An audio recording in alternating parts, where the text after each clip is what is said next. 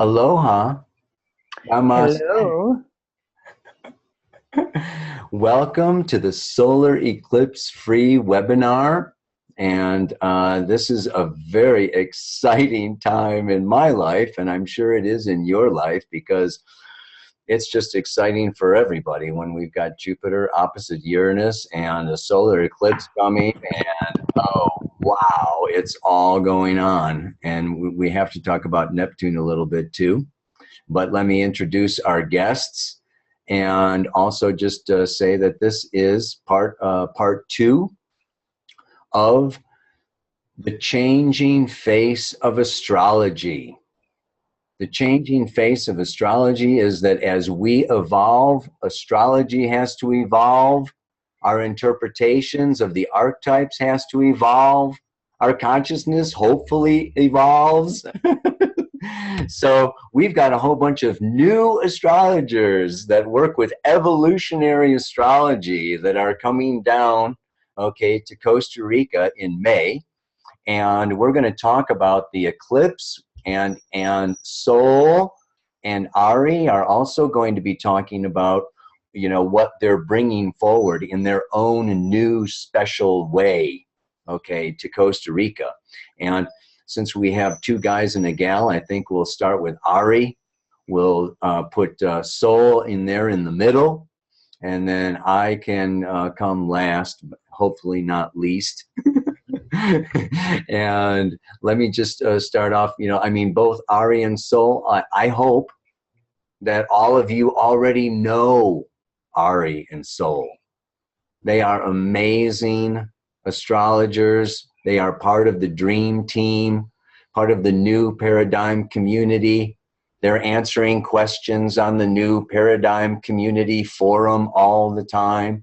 They're doing guest expert videos for the community every month or 2 months or so. So it's like, you know, these folks are my good friends going a long way back, and they are really, I'm sure they have great things to share with you today. So Ari, let me, you know, just pass the baton over to you and give a little shout out about, you know, eclipses and your whole take and what you're bringing, you know, in your own new way to Costa Rica in May, and go for it. All right. Aloha, everyone. So great to be here with you. So I want to start off with just sharing one thought about what this new paradigm means to me in terms of us learning astrology and really any healing modality. See, one of the most potent points of differentiation is in how we approach the learning process. And we know that throughout patriarchy, the learning experience has mostly been knowledge, things that you gain in the mind. And we've approached things like astrology often from the perspective of gaining something that we don't have. So we've turned towards teachers or people that have written books, people who have the knowledge.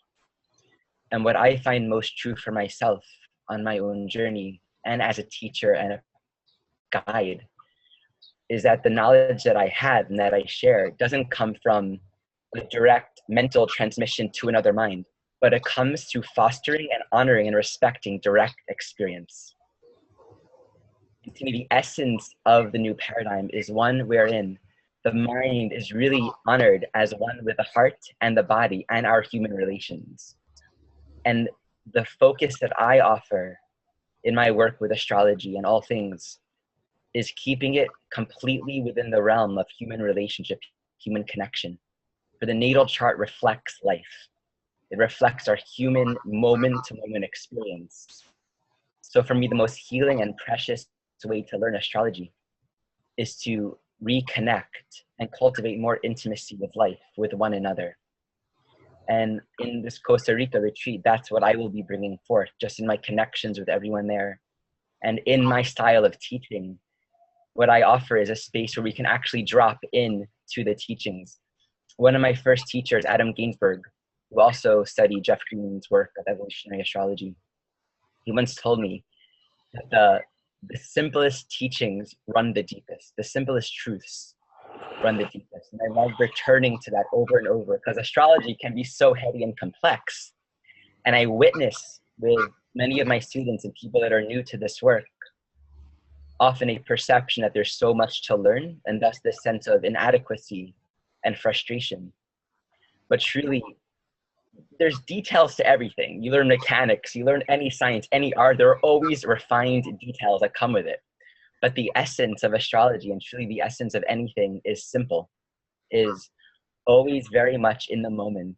And I find that my greatest joy is relearning it, coming back to the simple truths. And I do that through the heart. I do that when I look at a chart by actually remembering the mystery that the chart points to. So I start off with that. And I want to speak a little bit about this eclipse.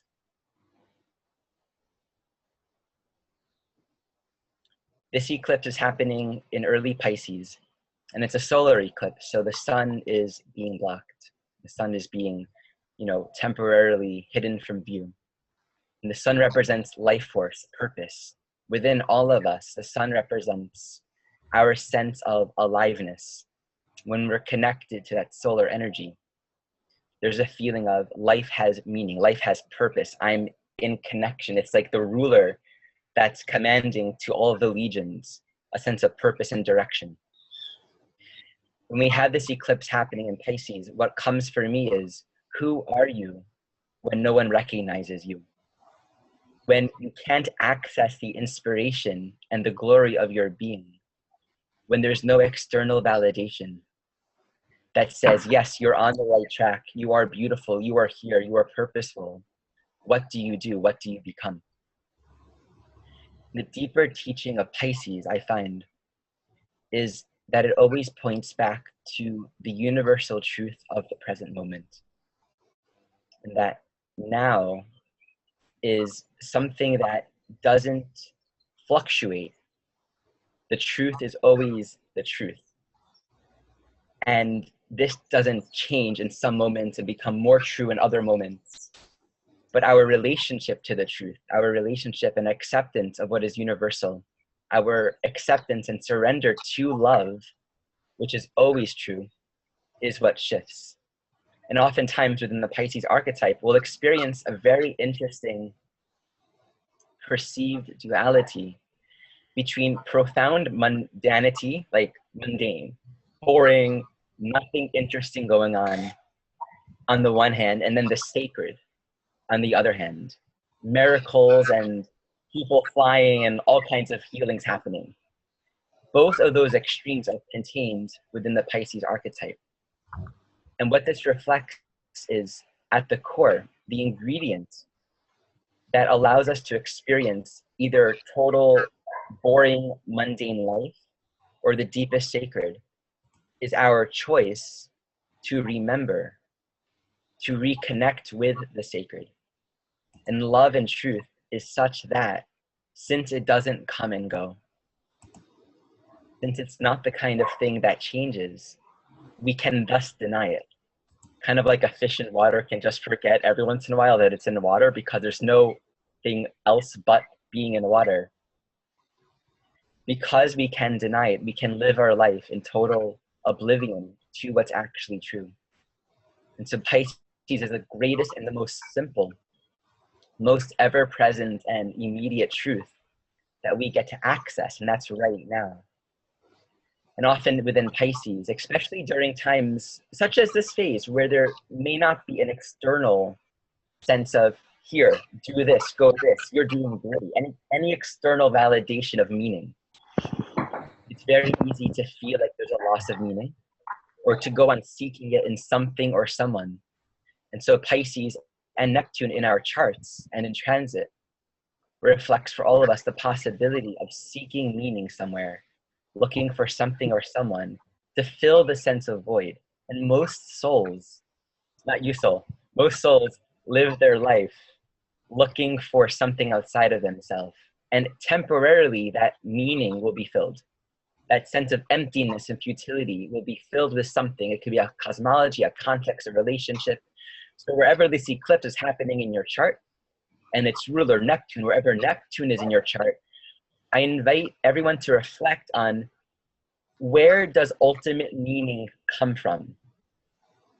If it's just about turning our attention to what's ultimately and universally true, to what doesn't come and go. Where in your own life right now do you have the opportunity? Is there the invitation to reconnect with the eternal in your own life? And the thing about Pisces, when we reconnect with what's ultimately true, it's never just an abstract, yes, it's all love and peace. It's also profoundly accessible. It's directly in our own life. So I'll share a personal story. I have Neptune in the 4th house. So the 4th house is about home, nourishment, caring, and then Neptune is truth. So when you place Neptune in the 4th house, a part of my own journey is, on the one hand, dissolving Neptune, any false meaning I've put on the idea of home. So Neptune and Sag in the 4th house, in this lifetime and in other lifetimes, I've traveled, Sagittarius, all over the place to different retreats, teachers, monasteries, Sagittarius in the 4th house, making home in all different kinds of foreign lands and adopting different cosmologies, belief systems, Sagittarius, and identifying with them. In this lifetime, a part of my journey, beautiful journey, is finding out on this journey, Sagittarius, Sagittarius as a mutable archetype, it's not really about any particular place being an answer. It's adoptable. So on this journey, I might find myself in foreign lands. I might be playing the role of householder. I might be playing the role of traveling very, very far and being in places I've never been before and learning new things. But this Neptune teaching that I find in my life is to find and remember and connect with the eternal truth of being at home. Fundamentally, I am at home.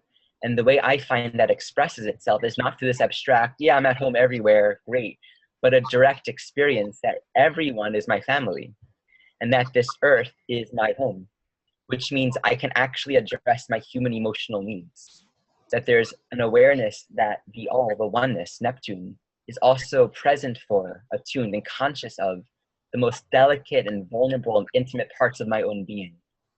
So being at home everywhere means I am rested everywhere. I am sharing nourishing, healing connections everywhere. I get to share and receive the experience of home. So we can apply this idea of Neptune being this absolute truth, but one that also manifests through all the crevices and details of our own human experience. And that's, again, where we can have this experience of feeling totally lost, looking somewhere, anywhere, to hold on to something, or realizing that life carries us. And the way that life carries us is not dismissive. It never asks us to accept what we cannot understand. It never asks us to falsely surrender to something that is uncomfortable or unsafe for us. Life is profoundly in touch and aware of the most delicate, vulnerable aspects of our being. So this other piece I want to offer here, let me just check out the time. Okay. Neptune reflects the idea of unconditional love, unconditional allowing, unconditional acceptance. And that's what I'm saying. It's a peace, it's an acceptance of truth that doesn't know condition. I might feel validated, I might not feel validated. I was talking to a dear sister who has Neptune in the 5th house, and she was speaking about how it's hard that no one sees me. I feel like I go somewhere and no one recognizes me. And of course, my reflection for her is similar to the sun being in Pisces, 5th house sun archetype. This is really about you surrendering to the beauty that you just simply are. It's innate to who you are. So this is the invitation for all of us. When we speak about the idea of unconditioned truth, unconditioned allowance, it actually brings in the archetype of Saturn. Saturn is conditioning. And it's very meaningful in the study of astrology to meditate on the relationship between different planets. So Neptune Pisces is beyond time and space, beyond form. Consciousness itself exists prior to form. Form and time and space are secondary to consciousness. It's not original. It's a manifestation of. So form and structure is Saturn. What most of us do, and it's because of our conditioning, and this is a part of the patriarchal reality that we're all kind of healing from right now. without realizing it, we value structure, form, time, and space as more important and more absolute than the infinite, timeless, formless, but ever powerful love and essence that is original to all things. And we do that by saying things like, love won't pay the bills, or yeah, but how am I going to figure out how am I going to find my next step in life, or how am I going to achieve or manifest this? We find all kinds of seemingly rational ways to deny ourselves the peace and the birthright of this present moment, because we often believe, that there's something heavy and dense that we need to address in this physical reality. So Saturn represents all things that are conditioned, all things that are formed, and this includes the body, structures, our posture, right? Anything that we hold over a long period of time, it grows and develops and crystallizes. Yet we often forget that everything that is currently solid at one point was soft. Literally, everything in creation, be it a tree, be it our body, be it a social system or social governance or social constructs, everything that has become crystallized in place started off so gentle and soft and fluid, and it was grown, it was nurtured, it was a seed. Before it was a seed, it was this gooey, hardly formed gel. This body was jelly before it became bone. And even before that, everything starts off as thought. There's a teaching in all wisdom traditions that we are created from sound. And I find that sound and thought, I'm learning the more I go into this, sound and thought are one and the same. Sound can be an expression of very concentrated thought. So really everything comes from the formless if we trace it. So I'll be speaking a lot about this at the retreat. I'm going to be giving a whole talk on Saturn and the archetype of shame. Shame is something many of us carry. It's sort of embedded within the collective. And it's a crystallized sense that says, we're wrong, I'm wrong, there's something wrong with me. And we carry that self-image. I'm going to be deconstructing that and speaking about this a lot, and really offering a way of integrating the Saturn archetype in a way that actually fosters awareness of our true timeless identity. Saturn, at a higher level of consciousness, at a greater level of mastery and embodiment, reflects the mastery of consciousness within form, our capacity to consciously choose our thoughts, to consciously engage and condition our physical reality in alignment, in harmony with natural law, in harmony with what is natural and eternal and true about who we are, as opposed to crystallizing a reality that pushes against and represses what is natural. And as we know with what's happening right now, Saturn in a balsamic phase to Pluto, Saturn in transits, moving towards Pluto, moving towards Capricorn, all this Capricorn energy happening on the south nodes of Pluto over the next several years. The crystallized forms that we've created, that which we've structured, that which we have created to repress what is natural, of course, can't last forever. And that's the teaching of Pluto. Everything has to come and go. And when we create Saturn, Capricorn, structures, conditions that in their very nature do not honor the natural flow of our own soul, of creation, then it's inevitable that it will have to break up. And if we're willing to go underneath these structures, find out who we really are and recondition ourselves, recreate, work on our thoughts.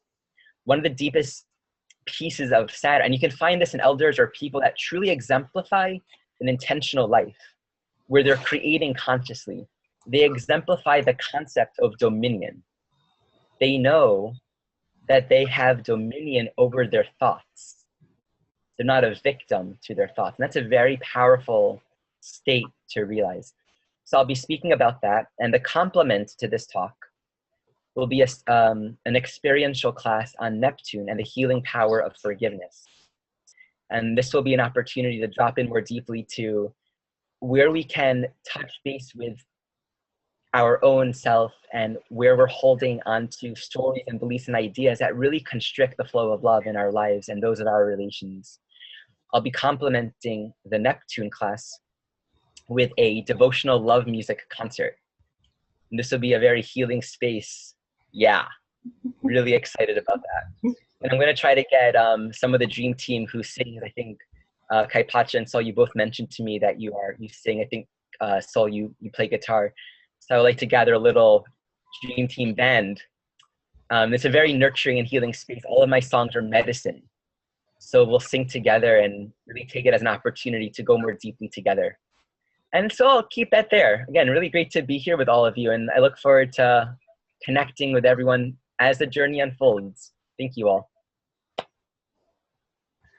Thank you, Ari. I can't wait to get together with you and do some kirtan and yoga, chanting, astrology, swimming, everything. Fantastic. Me too. So there you are. It's nighttime. What are you in the middle of the night over there in Norway? How are you? Still awake? Oh, yes. Definitely. Absolutely. Very awake. What's new and exciting with the eclipse over there your way these days? Well, it's the same eclipse all over the place, I guess, so we're all in it, this soup together. I've recently done a little webinar on the eclipse, and I realized that, this is definitely an eclipse that is opening up a lot of new gateways to new consciousness, if you're willing to go that way, of course. That's the Saturn is on the galactic center, and this has been one of my major focus points for this particular eclipse. And the galactic center, as some of you might know, is this grand black hole in the middle of our solar system, and it's in our Milky Way, right? So it's this kind of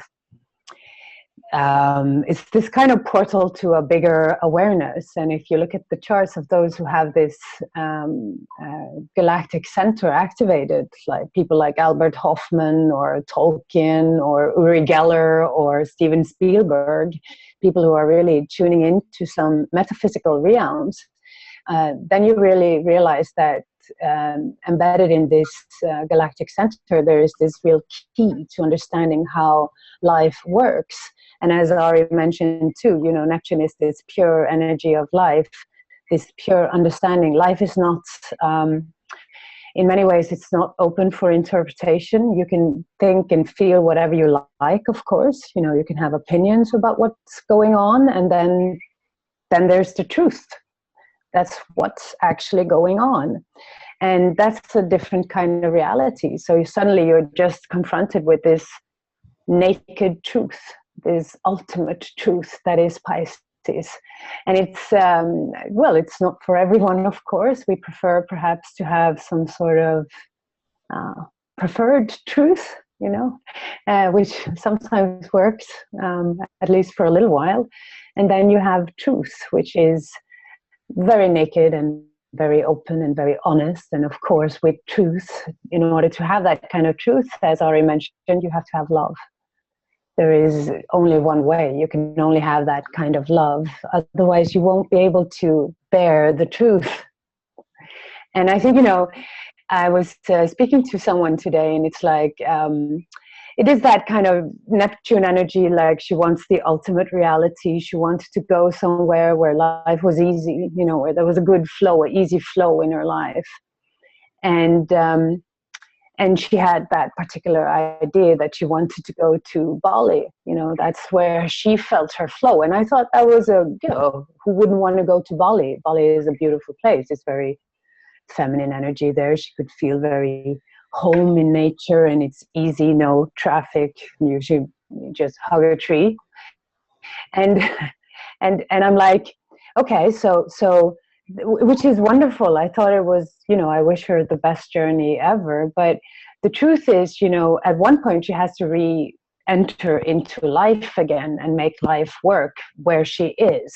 She has to dare living that reality as well. And that's part of the Pisces Virgo opposition that we have going now, with this current eclipse. The North Node is still in Virgo for a little while, and then it will move into Leo for this particular Astrology Rising conference, right? So we're going to have even more conscious creation going on. You know, you can't just sit there and be passive and wait for life to just feed me, please. You know, you have to bring whatever gift you have and show the world who you are. And we can't hide in these retreat centers anymore. We have to muster up the strength inside of us to actually, you know, show the world our gift, show the world our light, show the world, participate in one way or another. And this particular moment in time when she arrived in my office was a very beautiful moment. We had such a great flow. She was a beautiful energy, you know. And then I just mentioned briefly to her, and I said, yes, mostly people, when they want to move from some place to another place, it's because of the people. And it's weird, you know, because the people, that's us, right? That's us. And I'm like, okay, so I want to move because my neighbor sucks, you know, or I want to move because these people, they're not doing anything good. It's always the people. It's not the weather. In Norway, it might be the weather. Occasionally, people want to travel and move somewhere else because of the weather in Norway. It's really not that inviting, but you know, it's mostly people. Even if they live in France, it's the people. I left Lithuania because of the people. I'm leaving this place because of the people. You know, it's always something in us that makes us want to move away from something, and the people are us. And that's the Neptune in Pisces realization, that's conscious creation. That is us waking up to our responsibility, that if we want to have this beautiful planet, this beautiful potential that is so nice and we can see it in everyone, we have to work our way towards that potential in ourselves. So it's all about what you give. What can you give to life? You know, what is your precious gift? And of course, maybe we need to work up some strength and some self-confidence in order to be able to actually share that gift, you know. And that's why a lot of us are here, to sort of cheer each other on, you know, like give each other strength to actually have the courage to do this. So this is part of what I'm also doing. Of course, this is the entire energy of the moment. Just for this eclipse in particular, Saturn on the galactic is really clearing the software, you know, clearing the software so that new ideas and concepts of what life really is.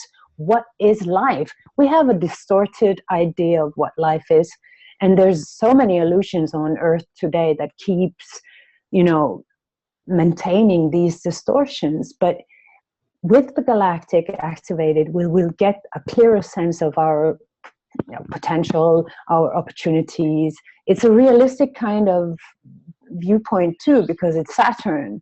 We're talking, and Saturn is always realistic. You know, it doesn't really go very high. It measures life realistically, and realistically, life can be quite a miracle, right? That's a realistic assumption. And we also have one of these, you know, for this particular eclipse, the nodal axis is at 3 degrees, right? Pisces Virgo, 3 degrees Pisces Virgo. If you have anything at 3 degrees and Pisces Virgo, you're particularly, you know, in the zone, as we like to call it. Fomalhaut. There are 4 stars holding up the sky, you know, and Fomalhaut is one of them. It's the Archangel Gabriel, and Gabriel means God is strength. So this is a very particular energy that that follows, that strengthens this eclipse, that gives extra juice onto this eclipse. And it really means that if you want to be and, you know, reach this new level of yourself, this new self that is promised in this particular time, we have to find some strength that is not depending on other people's applause or other people's validation or other people's confirmation that, yes, I can see you. Yes, I see that you are loving.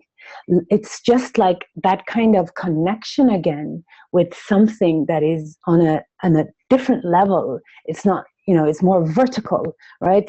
All the angels, they are there. They are supporting life if we are ready to receive them. And this is the kind of independence that's required in order to create cooperative leadership, which is the promise of the Aquarian age. We have leadership according to consciousness levels. The one with the highest consciousness shares the knowledge, and it's natural leadership in a way. It's a more organic, it's a more just and loving way of ruling Earth, of organizing Earth, I rather say, And you mentioned the patriarchy, the dominance, the aggression, the business, Earth. There is a theory that personality of Earth is business, right? It's this business energy, boom, boom, boom, you sell, sell, sell. And then the soul of Earth, that's the consciousness that we are familiarized with through avatars and people like Jesus and Buddha. And it's the love, it's the unconditional love, it's the sharing. These are the promises of the Aquarian age. So this is actually, we're not quite there yet, but there's a seeding going on. There is some sort of energy going on that is, more and more people are actually becoming more aware of who they are, of what they have to bring, how they can create, what opportunities they actually have. They're touching into the magic, which means less fear, less worry, less blockage, more flow. Ultimately, Pisces is the flow of life, right? You just find your wave, you find your flow, and you're true to that flow.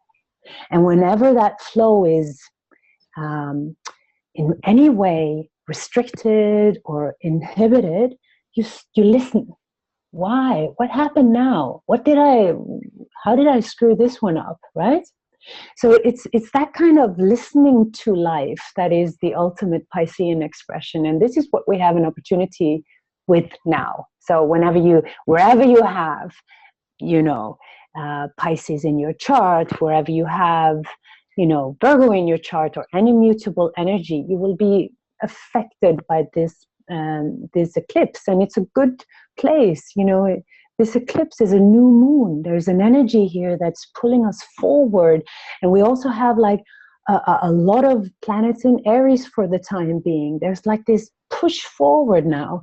So now is the time to actually, move, not think, not, do all these things that we used to do, planning. When are you ready? If not now, will you ever be ready, right? So this is something I'm going to touch a little bit upon, of course, in the, in Costa Rica, because astrology is healing, right? It is healing, and it's entering into the consciousness of a human being, the soul potential that lies within each human being. And we look in our own charts to find ourselves naturally. And there are things in us, though, that resists change. This is Ceres, right? So Ceres, the mother energy, in her distorted and vulnerable form, clings, holds on to something out of security needs. She doesn't feel this Neptunian blissful, I'm being taken care of. No. She lost her daughter. She's out there. She didn't lose her daughter. Her daughter was abducted. She was robbed from her mother, right? Something was taken. It's like a violation of some sorts. And that's life too. We ran into each other and we create all kinds of violations on our energy systems, in our emotions, right? So Ceres is that traumatized experience with life. Where am I? Why is this happening to me? Death, birth, rape, violations, all kinds of changes that just happens. So many things just happens on earth. It happens to people, and afterwards we have to deal with it. So the myth of Ceres, that they spend, this is one of the most ancient myths we have vibrant and alive on earth today. The first records of this myth is 7,000 years before Christ, right? So this is very ancient goddess mythology that comes into a more modern form, of course, as we evolve. But it's still the same kind of fear. Will I have food next year? Will I survive next season? Will there be enough money for me if we are 8, 9, 10 billion people on Earth? How will the future be? And that is the paradox.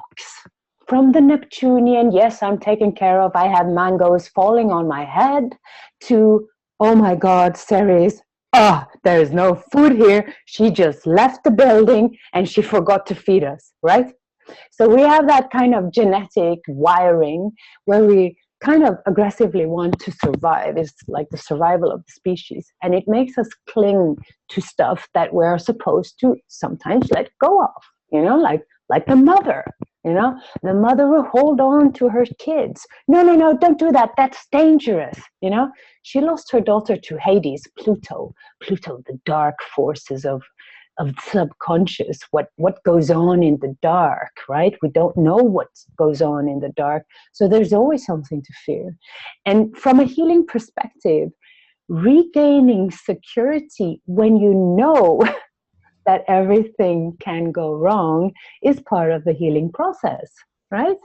Otherwise it will be la la land.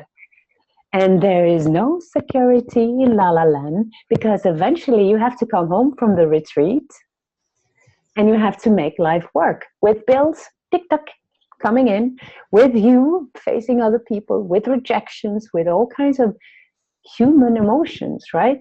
So this is how we heal, really, because there is a higher aspect.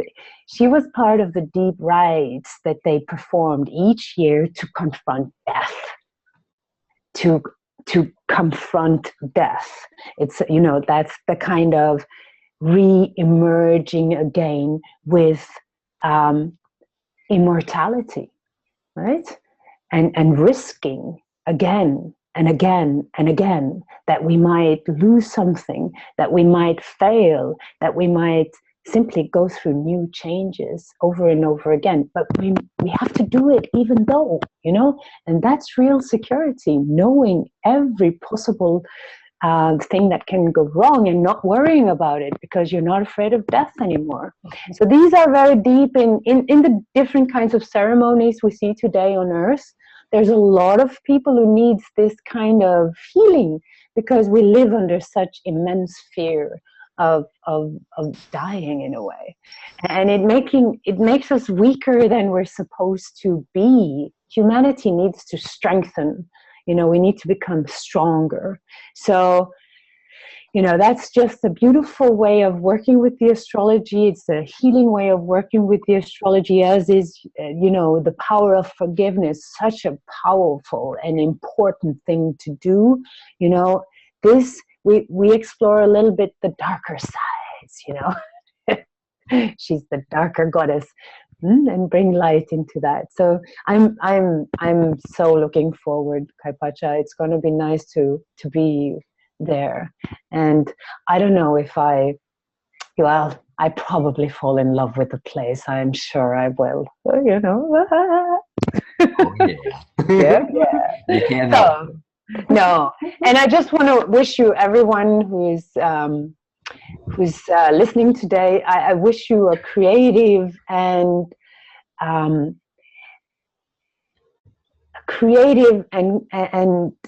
beautiful eclipse. Do something nice for yourself. Just do something. I mean, if you have stuff you want to be free of, do a little ritual, light up a fire, say a prayer, just set yourself first and accept that, you're healing, whatever it is, it comes first, right? So thank you very much for listening. Yes. All right. Thank you for sharing, Soul, and I can't wait to see you in person and share some more, baby. Yeah. It's going to be great. And I'm going to come back to Ari and Soul because they're giving away a special gift for everybody who signs up, okay, for the whole Costa Rica event in May. We've got special bonuses and surprises and solar eclipse presents for you. If you go for it in the next 48 hours, I'm going to come back to you too, so you can describe what you're giving away to people. But as usual, I have bitten off more than I can possibly chew. Because I think that in the invitation, I told everybody they should calculate their charts and show up with your charts. And I was going to go through, you know, if this eclipse is aspecting any of your planets. I now have 20 minutes. So I want you to understand, first of all, I'm going to give you a few key words, okay, about each one of these things. There's no way it's going to be exhaustive of all of the meaning that your chart can possibly give to you. But hopefully, if you meditate on just a few little key words that I give you, something may come up for you, yeah? And before I do that, I want to touch back on a little bit of what Ari was talking about. I want to talk a little bit about Pisces. I want to talk, first of all, that when we look at evolutionary astrology, what is astrology but the study of cycles? And we don't want to be looking at this eclipse as a separate entity. That, oh, it's just this eclipse, and this is at this degree, and this is happening for this now. And it's part of a great big cycle. This is the last eclipse happening while the moon's nodes are in Pisces and Virgo. So we have had eclipses. They always happen, okay, on the moon's nodes for the last year and a half. The next year and a half, the moon's nodes are moving into Aquarius Leo. So this is the last of a year and a half cycle of the moon's nodes and leading into the beginning of a new year and a half cycle of the moon's nodes. Keep that in mind. Number two, Pisces is the last sign, the 12th sign, okay, that has to do with ending, finishing, closing, completing, surrendering, releasing, allowing, accepting, selflessness, egolessness. It's like, woo, it's the void. And so like we're not only letting go of a year and a half, okay, and finishing that, particularly if this solar eclipse is aspecting, okay, you have planets in Pisces. It is about letting go and surrendering of the way that you have done that before.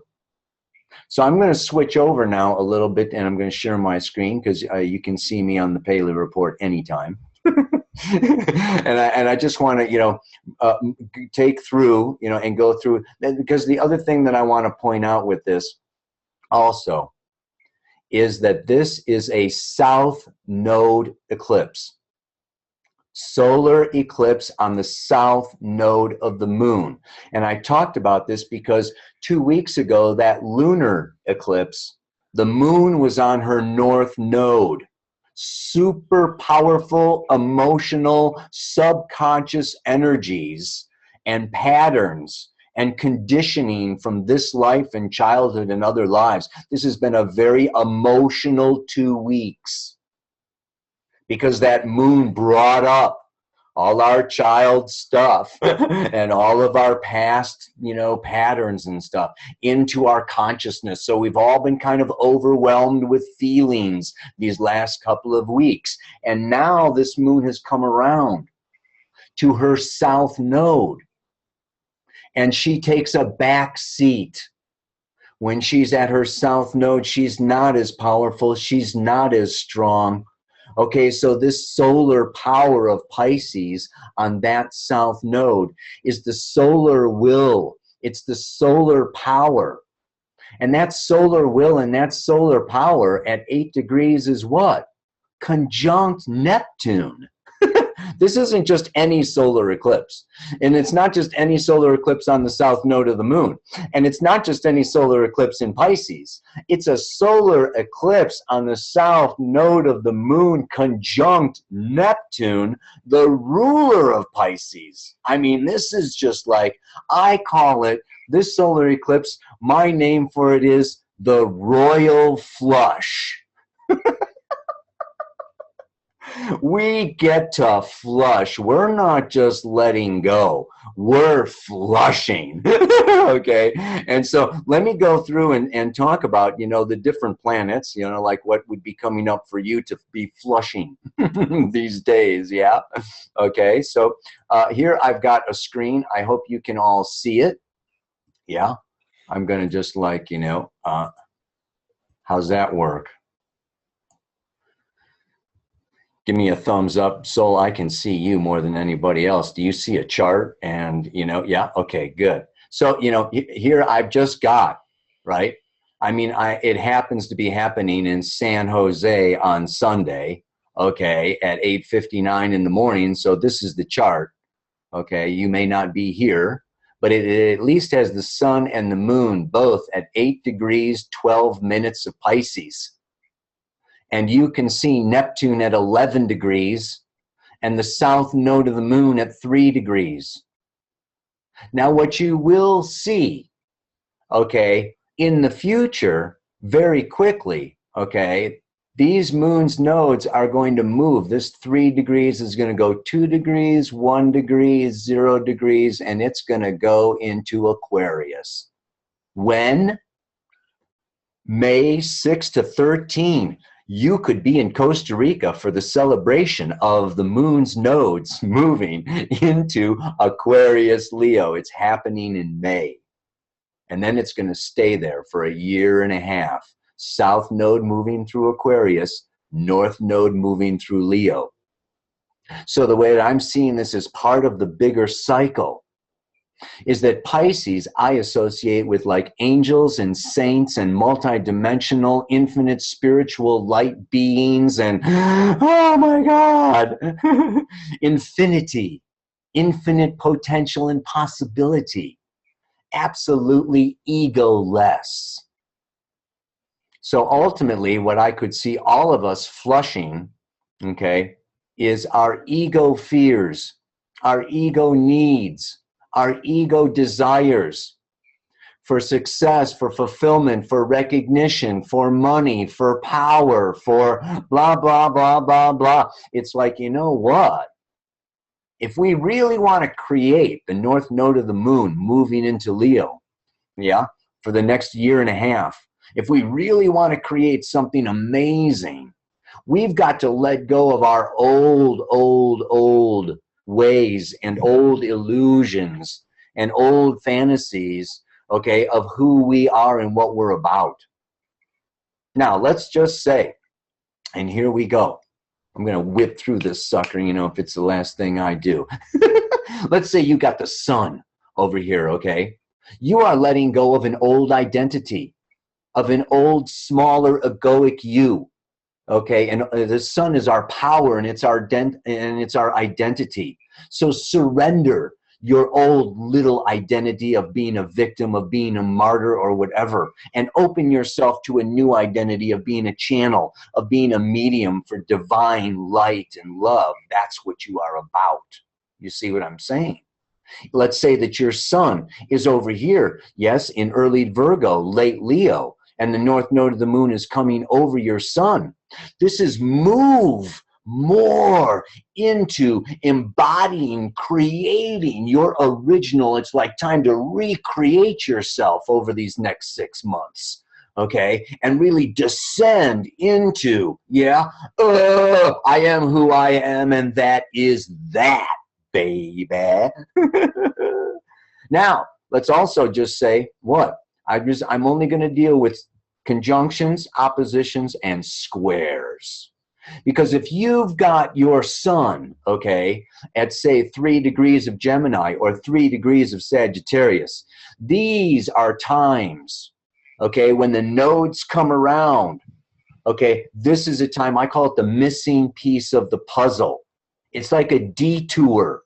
Like you've got to do your sun in Sagittarius, or you've got to do your sun in Gemini before you can really move to that north node of creative power. Yes, and stepping onto the throne of the king or the queen. You see what I'm saying? Let's say it's the moon. What's moon? My inner child, my emotions, my past, my mom, my childhood memories, my fears, my need for security and safety and being held, and oh my goodness, well, surrender that if you've got the moon in Pisces and open up to divine intervention. There's a fairy godmother waiting for you. It's just like, you know what, you better start believing, all right, in the old gnomes and fairies and and there's a whole host of beings, okay, supporting you. You got to let go, okay, of that, oh my goodness, I'm weak or powerless or victimized or whatever. Yeah, you see, that's what you want to be surrendering if this eclipse is hitting that moon. If your moon is in Pisces, okay, or late Leo, yeah, you want to be moving towards becoming more of a mother, more of a nurturer, opening orphanages and hostels and, just like hospitals and, things for kids and, abused women, or, I mean, this is like moving into your healing energy big time. Yeah. And let's not forget, the solar eclipse just brings in sudden surprises. So this can be a time when, with all of these planets, we're getting shocked or we're getting surprised or we're getting something from deep space or some alternative dreams, okay, lighting our way about where we need to be going. And if you got the moon over here in early Virgo, late Leo, you're going to the moon. You're going to the moon. Go to your feelings. Start going into your, I am, my gut tells me and I'm feeling this way, that way, or the other way. Yeah. If you've got the moon squaring these nodes at early Gemini or at early Sagittarius, again, this is like your skipped step. You got to jump in and you got to do that Sagittarius. You got to believe. You got to expand your consciousness. Go, baby, travel, move, step it out, step it on. Get out of the old box before you can really create something outrageous. If you got that moon in Gemini, okay, that moon in Gemini, you got to activate, okay, that moon in Gemini or late Taurus, okay, and you got to do that Gemini Taurus before you can move into that creative, amazing, outrageous Leo king, queen that you are going to be for the next year and a half. You see what I'm saying? Let's say it's Mercury. So I want you to just kind of get the flow so you can do this yourself, so I don't have to do all the planets. Okay, but Mercury, my left brain, thought, thinking, communication, okay? Mercury also has to do with business. Surrender your ego ways, okay, of analyzing, figuring, calculating, reasoning, go into, allow, accept. Life is chaos. Life is unpredictable. You are not going to figure it out. You cannot explain love. You've got to be moved by it and move, for it and towards it, yeah? So you got to let go a little bit of that rational, right, wrong, good, bad, yes, no, black and white, egoic thinking.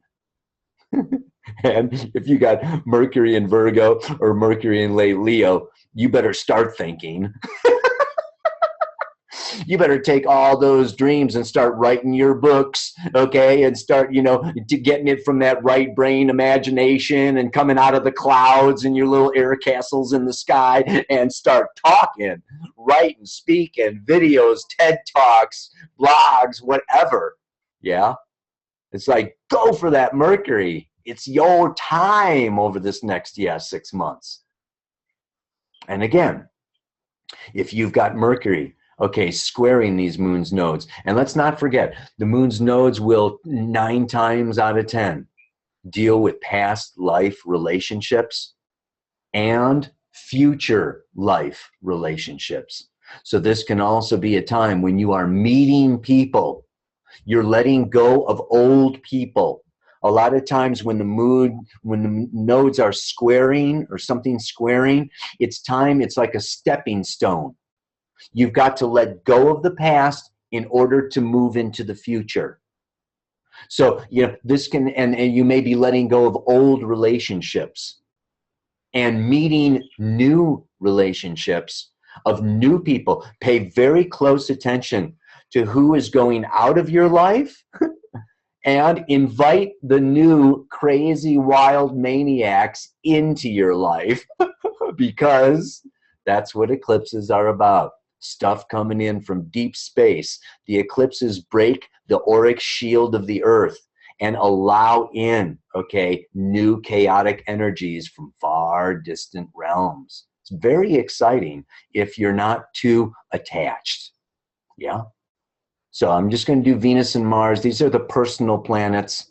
You can deal with your own Jupiter, Saturn kind of stuff that's going on for everybody your age. Talk to anybody your age. And they're going, you can feel what you're going through. Yeah. If you got Jupiter, Saturn, or, Uranus, Neptune, Pluto, Chiron, on these nodes or square the nodes. Yeah. But let's say Venus. What's Venus? Venus, for me, the bottom line of Venus is what I value, what is important to me, what I'm attracted to, what I love, what I want more of in my life. And it has a lot to do with self-love. And it has a lot to do with my resources, my body, my talents, my capacities. So if you've got this eclipse hitting, okay, your Venus, all right, this is really a time, okay, of doing the royal flush, and it may be letting go of some money, letting go of some old values. Oh, I always thought that appearances were very important. Okay, time to let go of thinking appearances are important, and now maybe getting into something else is important, like music or some artistic expression or something, or channeling divine light and love. Okay, so it's time to let go, of old talents, old capacities, old ways. Okay, old relationships. Yeah. I've been with this person, I've been in this, doing this kind of a thing, doing this dance with the masculine and feminine for a long period of time. Yeah. Time to surrender that. Yeah. And what? Move on, move out, flush it. Venus conjunct the North Node, early Virgo, late Leo. Yeah. You got it coming around these next 6 months. Okay. This is a time of really coming in. Yeah, Venus is the co-ruler of Taurus. Okay, new relationship, new source of money, new resources, new possessions. Come into Earth, come into your body. Line up massages once a week for the next 6 months. Get into your body. Come down to Gaia. Yeah, come into this creation. Enjoy the beauty of the moment and of the time, yeah. Venus squaring the nodes, okay? That is like skipping steps. It's like stepping stones. Let go of one in order to move into a new. Let go of that so that, it's the revolving door, these planets, squaring, when the nodes come around to square these planets. Last but not least, Mars. Mars and Pisces coming around. Okay, what can you let go of? What's Mars? My way, my will, my desire, my power, my strength, my force. Guess what? You may experience, okay, not getting your way, not getting what you personally want, or things not coming out the way you wanted it, okay, the way you thought it was going to go. I mean, part of Mars in Pisces, ultimately anyway, is becoming a spiritual warrior, okay? And seeing what spirit wants and being in channel of divine light, love, energy, not me, I, me, my, yeah? So instead of like looking at, you know, why things are not going my way, kind of look at what way are they going? They're going the way spirit wants them to go. So it may behoove you, okay, to meditate a little bit upon, I wonder why spirit would want that to go or that to happen. You know, oh, okay, maybe it's this, right? And get into your imagination a little bit more and get out of your, you know, Mars. If you got Mars conjunct the North Node, or the North Node's coming over your Mars, it's activating, okay? And it's saying, you know what? Now's the time. Act, do, go, start, pioneer, begin. Yeah, it's like you've done your meditating, you've done it. It's like, you know, step it up, baby. Go to Costa Rica, give an awesome presentation. You know, we're all getting together, you know, during this conference. It's different than any other conference because all of the participants, okay, get to teach, act, get on stage in front of everybody, and do your own frickin' thing. We're co-creating. We're exercising our co-creative capacity. Yeah, so it's gonna. I can't wait to see you teach me something, show me something. Now, you know, if Mars is squaring the moon's nodes, all right, again, that's like, oh, it's like I better wrap that up or finish that up or do that so that I can move on to a new future, to a new activity, to a new way of serving or healing or creating something outrageously beautiful. Yeah. So I hope that you get to kind of, you know, see through these examples, okay, and you be your own frickin' astrologer, okay? You don't need Aries, Soul, and me to do your chart, all right? You know, you do your own frickin' chart. Yo! So, you know, that being said, what I would like to share with you now, okay, let me share my screen again because, you know, I've got lots of cool, I've just kind of learned how to share my screen and it's a new toy that I want to play with. I want to show you now the, yeah, here we go. Can you see this? These are some of the awesome astrologers, yeah, that are coming. Maurice, Julia, Mona, Rick Levine, but I want to especially today get down to, there's Ari. Yeah, presenting Neptune and the healing power of forgiveness, an experiential class. He's going to be bringing Saturn, deconstructing who you thought you should be. And he's going to be bringing Tales from Jupiter. Yeah.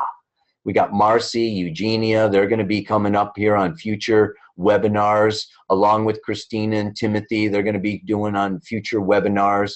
Okay. And here we've got Sol presenting Ceres and Pluto.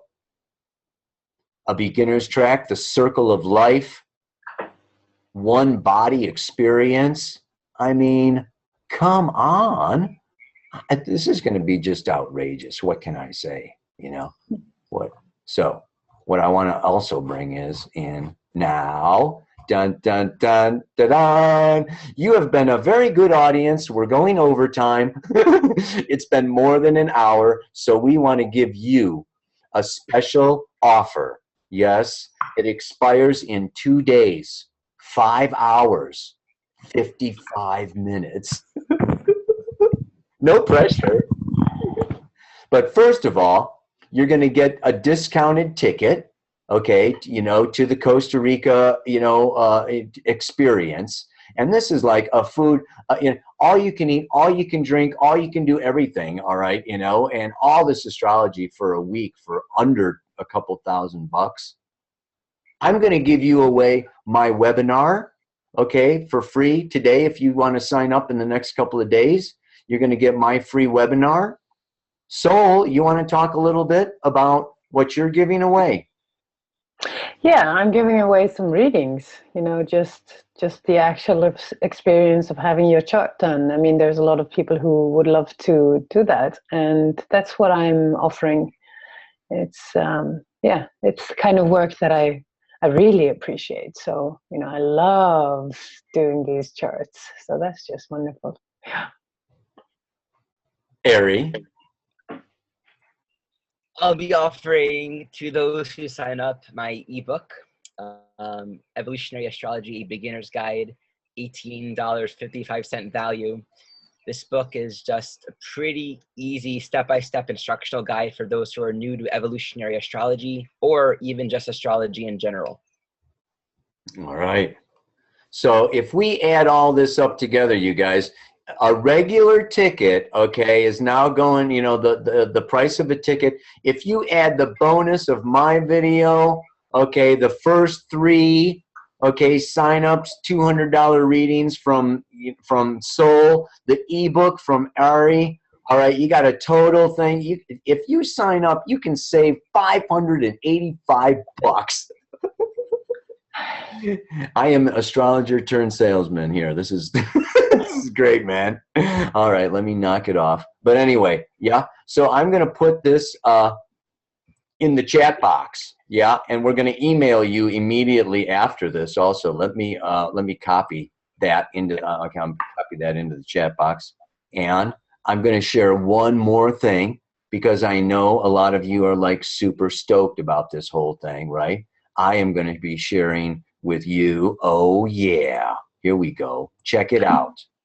This is the Flamingo Beach Resort. This is where it's all happening. You got the pool, and you just like walk out right through there out to the frickin' beach. And the sun sets right on the beach. So we're going to have drumming at sunset on the beach. It's going to be like totally freaking outrageous. Look at that. That's the freaking resort. Oh, yeah. You can be in one of those rooms. You can be sitting in one of those chairs. Are you guys seeing this? Ari, give me a thumbs up if you're seeing these pictures. Oh, good. Okay. Yeah. Check it out, man. This is the restaurant up here and the restaurant down below. So, and we'll have some nighttime entertainment, live entertainment from Costa Rica, okay, during some of our meals. And of course, Ari is going to be playing for us. This is a bar where you can sit in the pool, okay, and have, free drinks all day long and food and everything at the bar. You got to have coconuts in Costa Rica, man. That could be you without the dog.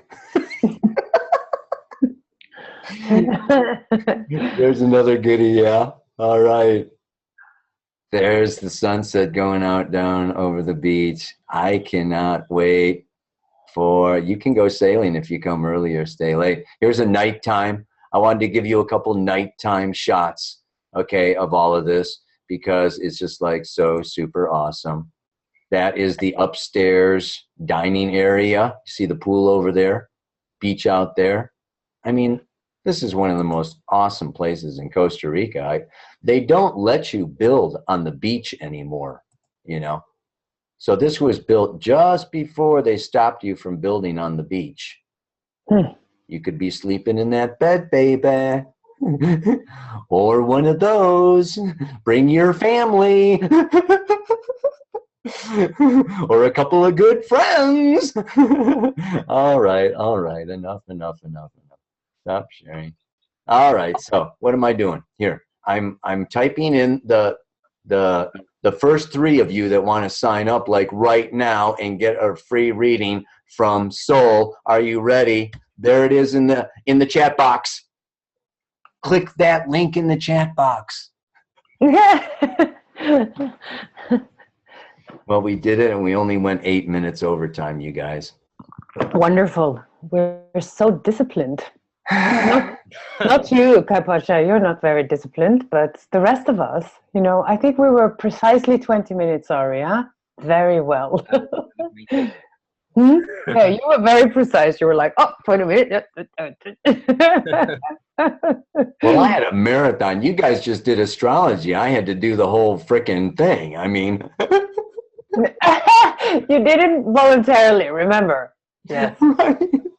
All right, everybody. I want to thank you so much. I want to thank you, Ari, for joining us. Soul, thank you for joining us and staying up late. It's been really fantastic. I hope that everybody has learned a lot and you go away from this, whether you come to Costa Rica or not. My hope is that you go away just a richer, fuller, more happy, beautiful person than before. So I want to thank you so, so much for joining us. Namaste. Aloha. Ah. So much love. Yes. All right. The recording's off. Oh yeah, if you're still on, you will get a copy of the recording emailed to you, so if you missed anything or whatever, you want to hear something over again, that's super cool.